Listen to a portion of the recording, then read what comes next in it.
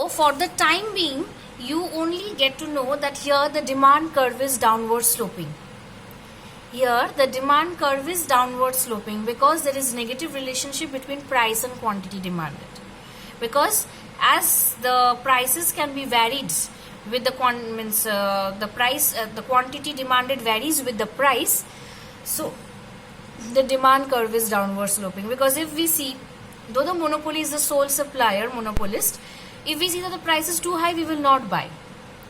If we see that the electricity rate for the domestic use is too high, we will curtail our consumption. We will reduce our consumption of electricity for the domestic use.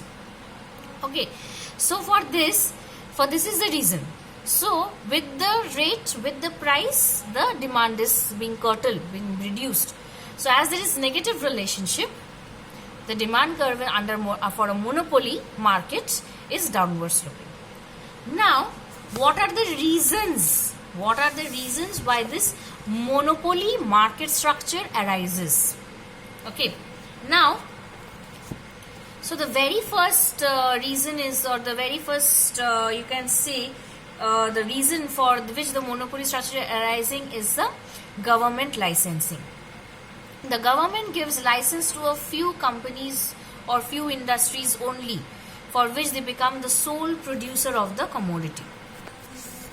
The next is patent rights. Patent rights are similar to this. It is like the government gives license to few industries for the production of a commodity. Similarly, the patent rights are a similar thing.